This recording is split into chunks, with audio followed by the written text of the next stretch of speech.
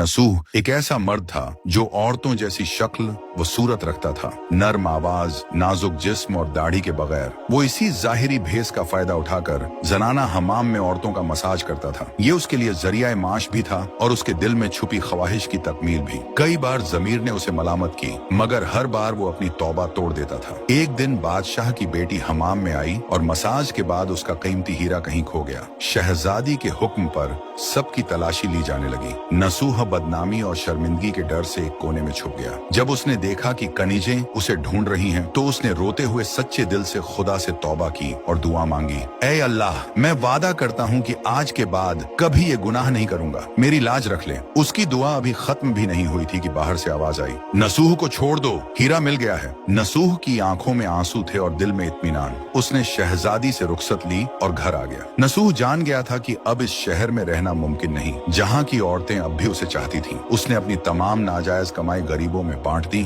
और शहर छोड़कर एक वीरान पहाड़ी पर चला गया। वहाँ वो अल्लाह की इबादत में मशगूल हो गया। एक दिन उसे एक भैंस नजर आई जो घास चर रही थी। उसने सोचा कि ये किसी चरवाहे की होगी और जब तक उसका मालिक न आए वो इसकी देखभाल करेगा। कुछ दिन बाद एक तिजारती काफिला रास्ता भूलकर वहाँ पहुंचा। प्यास की शिद्दत से निढाल ताजिरों को नसूह ने अपनी भैंस का दूध पिलाया और सबको सैराब कर दिया। नसूह के अच्छे अखलाकन से मुतासिर होकर ताजिरों ने जाते हुए उसे बहुत सारा माल बतौर तोहफा दिया। नसूह ने इन पैसों से वहाँ एक कुआं खुदवा दिया। आहिस्ता आहिस्ता उस कुएं के इर्द गिर्द लोग बसने लगे और इमारतें बनने लगी।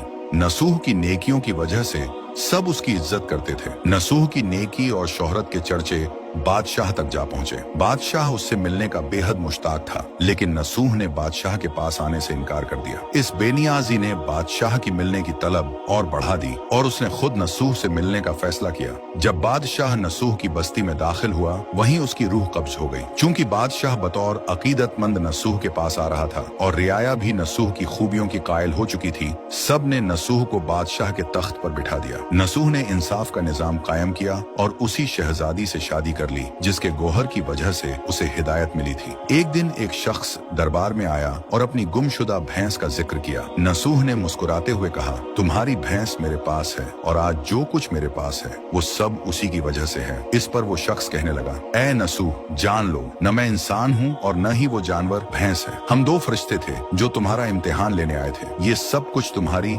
सच्ची तौबा का नतीजा है। ये कहकर वो दोनों फरिश्ते नजरों से गायब हो गए। इसी वजह से सच्चे दिल से की गई तौबा को तौबा नसूह कहते हैं।